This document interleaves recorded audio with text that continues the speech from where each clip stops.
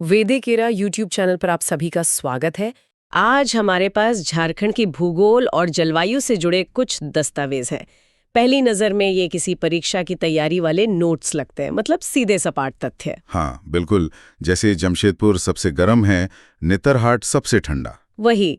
लेकिन जब इन तथ्यों को जोड़ना शुरू करते हैं ना, तो एक पहेली सी बनती है। हाँ, और वो पहेली ये है कि एक ही राज्य के अंदर मौसम इतने अलग अलग रंग कैसे दिखा सकता है। सही कहा। ये सिर्फ गर्म या ठंडा होने की बात नहीं है, ये एक ही वक्त पर अलग अलग दुनिया होने जैसा है। बिल्कुल। तो आज हमारी कोशिश यही रहेगी कि इन बिखरे हुए तथ्यों से झारखंड की जलवायु की पूरी तस्वीर बनाएं। ये समझने की कोशिश करें कि आखिर एक ही राज्य में कहीं तो गर्मी से हाल बेहाल है और कुछ ही घंटे की दूरी पर मौसम इतना सुहाना कैसे हो जाता है। कहीं महाद्वीपीय असर तो कहीं समुद्र का प्रभाव, ये सब एक साथ कैसे मुमकिन है। चलिए इसी गुत्थी को सुलझाते हैं। ये सवाल ही इस चर्चा की जान है और इसका जवाब छिपा है झारखंड की बनावट में। बनावट में? हाँ, उसकी पहचान है इसकी पठारी भूमि। छोटा नागपुर का पठार ही वो मंच है जिस पर यहाँ के मौसम का सारा खेल खेला जाता है। यही पठार और भारत की मॉनसूनी जलवायु मिलकर झारखंड को इतना अनोखा बनाते हैं। ठीक है, तो चलिए इस खेल को समझने के लिए सबसे पहले इसके 3 बड़े किरदारों से मिलते हैं: गर्मी, बरसात और सर्दी। बिल्कुल। शुरुआत गर्मी से करते हैं, जो मार्च से लेकर मध्य जून तक रहती है। इन कागजों में एक चौंकाने वाला आंकड़ा है।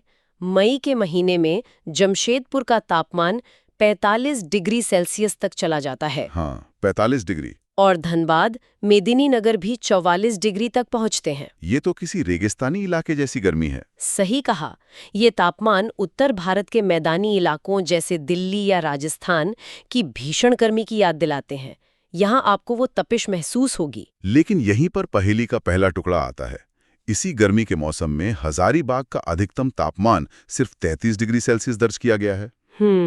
एक मिनट, जमशेदपुर में 45 और हजारीबाग में 33, ये 12 डिग्री का फर्क कैसे? क्या ऐसा इसलिए है कि जमशेदपुर एक बड़ा औद्योगिक शहर है, तो वहाँ हीट आइलैंड इफेक्ट की वजह से ज्यादा गर्मी पड़ती है? आपका सोचना गलत नहीं है। हीट आइलैंड इफेक्ट का मतलब थोड़ा असर जरूर होता है, लेकिन 12 डिग्री का विशाल अंतर पैदा करने वाला असली हीरो कोई और है। और वो क्या है? वो है ऊंचाई। रांची और हजारीबाग दोनों ही शहर लगभग 600 मीटर यानी करीब 2000 फीट की ऊंचाई पर बसे हैं। अच्छा। और भूगोल का सीधा सा नियम है, जैसे जैसे आप ऊंचाई पर जाते हैं तापमान गिरता है। अरे वाह, मतलब ये पठार एक तरह से कुदरती एयर कंडीशनर का काम कर रहा है। बिल्कुल। जब मैदानों में लोग गर्मी से उबल रहे होते हैं, तब रांची और हजारीबाग के लोग हल्के सुहाने मौसम का मजा ले रहे होते हैं। बिल्कुल सही, आप इसे प्राकृतिक एसी कह सकते हैं। और गर्मी से जुड़ी एक और दिलचस्प बात इन दस्तावेजों में मिलती है आम्र वर्षा या मैंगो शावर। हाँ, मैंने भी पढ़ा। मई के महीने में नॉर्वेस्टर हवाओं की वजह से अचानक तेज बारिश होती है। इसे ही आम्र वर्षा कहते हैं, क्योंकि ये आम की फसल को पकने में मदद करती है। नॉर्वेस्टर, ये क्या होता है? नाम तो बड़ा तूफानी सा लगता है। ये असल में मानसून से पहले की स्थानीय बौछारें हैं, जो बंगाल की खाड़ी के ऊपर बनती हैं। ये एक तरह से मानसून के आने का इशारा होती हैं। अच्छा। और पठारी इलाका होने का एक और फायदा है, जो इन नोट्स में साफ लिखा है, कि यहाँ उत्तर भारत जैसी जानलेवा लू का प्रकोप नहीं होता। हवा में थोड़ी नमी बनी रहती है। चलिए गर्मी की तपिश से निकलकर अब मानसून की ठंडक में चलते हैं। वर्षा ऋतु जो मध्य जून से अक्टूबर तक रहती है, और आंकड़ों के मुताबिक राज्य की लगभग 80% बारिश इन्हीं कुछ महीनों में हो जाती है। हाँ, लगभग सारी बारिश। औसत बारिश 140 सेंटीमीटर के आसपास है, जो काफी अच्छी मानी जाएगी। और इस बारिश का मुख्य स्रोत है दक्षिण पश्चिम मानसून। यहाँ एक बहुत ही खास बात है। क्या? झारखंड उन कुछ राज्यों में से है जिसे मानसून की दोनों शाखाओं यानी बंगाल की खाड़ी और अरब सागर दोनों से पानी मिलता है। ओह, दोनों तरफ से? हाँ, हालांकि बंगाल की खाड़ी वाली शाखा ज्यादा असरदार होती है, क्योंकि वो भौगोलिक रूप से ज्यादा नजदीक है। मतलब बारिश के मामले में डबल फायदा। लेकिन क्या ये बारिश पूरे राज्य पर एक जैसी मेहरबान होती है, या यहाँ भी कोई ट्विस्ट है? ट्विस्ट तो है, और बहुत बड़ा है। बारिश का बंटवारा यहाँ बिल्कुल भी बराबर नहीं है। एक तरफ है नेतरहाट का पठार, हाँ, जिसे झारखंड का चिरापूंजी भी कह सकते हैं। यहाँ 180 सेंटीमीटर से भी ज्यादा बारिश होती है। 180 सेंटीमीटर? और वहीं दूसरी तरफ है चाईबासा का मैदानी इलाका, जो राज्य का सबसे कम बारिश वाला क्षेत्र है। तो नेतरहाट में इतनी ज्यादा बारिश क्यों? क्या इसकी वजह भी ऊंचाई ही है? हाँ, इसकी वजह भी ऊंचाई और उसकी खास बनावट है। आप इसे ऐसे समझिए कि नेतरहाट की ऊंची पहाड़ियां एक दीवार की तरह खड़ी हो जाती हैं। ठीक है। जब मानसून की नमी से भरी हवाएं इनसे टकराती हैं तो उन्हें ऊपर उठने पर मजबूर होना पड़ता है। ऊपर उठते ही ये हवाएं ठंडी होती हैं और अपनी सारी नमी वहीं बारिश के रूप में गिरा देती हैं। इसे पर्वतीय वर्षा कहते हैं। अच्छा, तो ये बात है। और फिर आता है साल का सबसे आरामदायक मौसम, सर्दी, नवंबर से फरवरी तक। हाँ। साफ आसमान, हल्की धूप और तापमान 15 से 21 डिग्री सेल्सियस के बीच। लेकिन यहाँ भी एक एक्सट्रीम पॉइंट है। सबसे ठंडा महीना जनवरी का है और राज्य का सबसे ठंडा इलाका फिर से नेतरहाट। एक बार फिर नेतरहाट। यहाँ तापमान 7 डिग्री तक गिर जाता है। मतलब नेतरहाट बारिश और ठंड दोनों में अव्वल है। बिल्कुल। ऊंचाई का असर ठंड में भी दिखता है। सर्दियों में एक और छोटी लेकिन महत्वपूर्ण घटना होती है। कभी कभी हल्की बारिश होती है। हाँ। जो रबी की फसलों जैसे गेहूं और चना के लिए अमृत की तरह होती है। और ये बारिश होती है पश्चिमी विक्षोभ की वजह से। एक मिनट, पश्चिमी विक्षोभ मतलब? Western disturbance. हाँ, क्या ये वही नहीं है जो भूमध्य सागर यानी मेडिटेरेनियन सी से उठता है और दिल्ली पंजाब में सर्दियों में बारिश कराता है? वो इतनी दूर झारखंड तक पहुंच जाता है? हाँ बिल्कुल, ये वही है। ये नम हवाओं का एक सिस्टम है जो हजारों किलोमीटर का सफर तय करके यहाँ तक पहुँचता है और सर्दियों की नमी की कमी को पूरा करता है। ये दिखाता है कि मौसम किसी सीमा का मोहताज नहीं होता। तो हमने तस्वीर को मोटे मोटे तौर पर समझ लिया, गर्मी, मानसून और सर्दी। लेकिन ये तो ऐसा हुआ जैसे हमने कह दिया कि भारत बस गर्म देश है।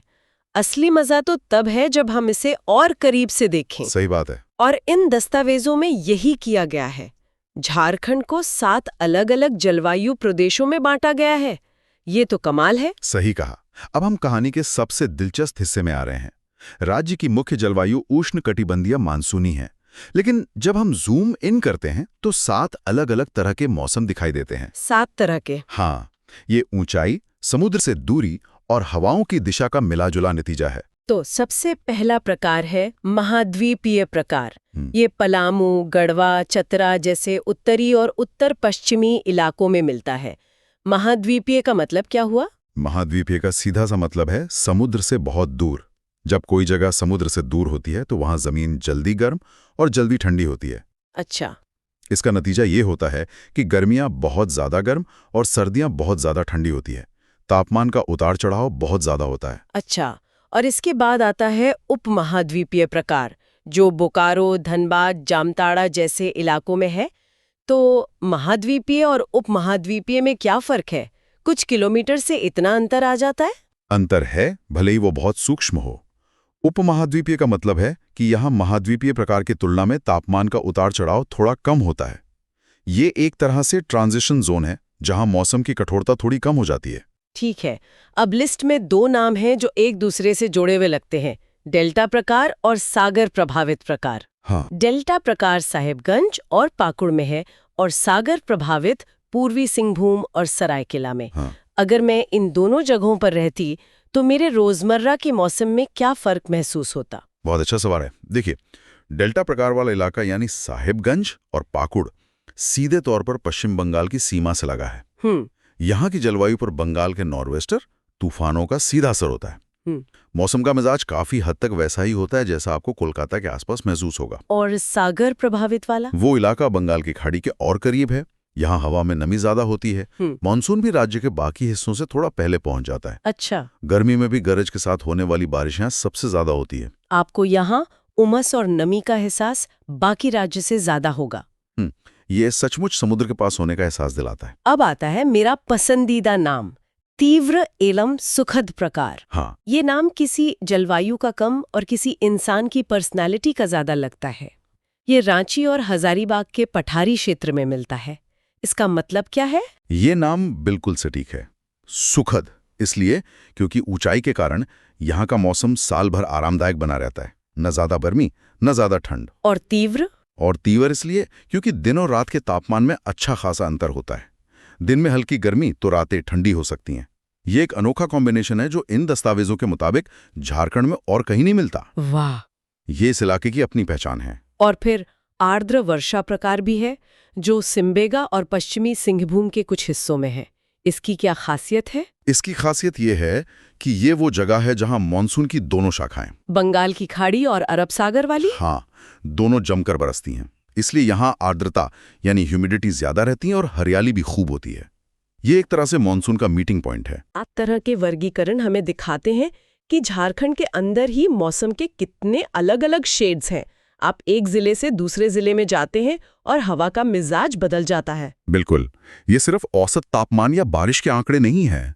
ये वहां के जीवन, खेती और संस्कृति को तय करने वाले कारक हैं। लेकिन इन नोट्स में एक और वर्गीकरण है जो राष्ट्रीय आपदा प्रबंधन संस्थान यानी NIDM की रिपोर्ट से लिया गया है। हाँ, वो भी है। ये नजरिया थोड़ा अलग है। ये राज्य को सिर्फ 3 हिस्सों में बांटता है: मध्य उत्तर पूर्वी पठार, पश्चिमी पठार और दक्षिण पूर्वी पठार। ये तो बहुत सरल लग रहा है। ये सरल जरूर लगता है, लेकिन ये बहुत गहरा है। ये वर्गीकरण इस नजरिए से किया गया है कि जलवायु का वहां रहने वाले लोगों पर और संसाधनों पर क्या असर पड़ता है। अच्छा। NIDM की रिपोर्ट एक बहुत गंभीर बात कहती है। वो कहती है कि इन तीनों ही क्षेत्रों में 2 समस्याएं आम हैं। क्या? एक, बारिश का असमान वितरण, और दूसरा, मिट्टी की पानी सोख कर रखने की क्षमता का कम होना। मिट्टी की पानी सोख कर रखने की क्षमता का कम होना, इसका क्या मतलब हुआ? इसका मतलब बहुत गंभीर है। इसे ऐसे समझिए कि आपके पास एक बाल्टी है जिसमें नीचे कई छेद हैं। ठीक है। अब आप उसमें चाहे जितनी मर्जी पानी भर दें, कुछ ही देर में बाल्टी खाली हो जाएगी। झारखंड के कई पठारी इलाकों की मिट्टी की यही हालत है। ओह। नेतरहाट में भले ही 180 सेंटीमीटर बारिश हो जाए, लेकिन अगर मिट्टी उस पानी को पकड़कर नहीं रख सकती तो वो सारा पानी बहकर निकल जाएगा। ओह, मतलब कागज पर तो दिखेगा कि बारिश अच्छी हुई, लेकिन जमीन कुछ ही हफ्तों में फिर से सूख जाएगी। इससे तो सूखे जैसे हालात बन सकते हैं अच्छी बारिश के बावजूद। बिल्कुल सही पकड़ा आपने। और यही NIDM के रिपोर्ट की सबसे बड़ी चेतावनी है। ये वर्गीकरण सिर्फ ये नहीं बता रहा कि मौसम कैसा है, बल्कि ये भी बता रहा है कि उस मौसम के साथ चुनौतियां क्या जुड़ी हैं। मतलब ये सीधा सीधा आपदा प्रबंधन और कृषि से जुड़ जाता है। हाँ, सीधे सीधे। तो इन सभी जानकारियों को एक साथ पिरोने पर यह साफ हो जाता है कि झारखंड की जलवायु एक सीधी साधी कहानी नहीं है। ये पठारी ऊंचाई, समुद्र से दूरी और मानसूनी हवाओं का एक जटिल और खूबसूरत कॉकटेल है। बहुत सही कहा।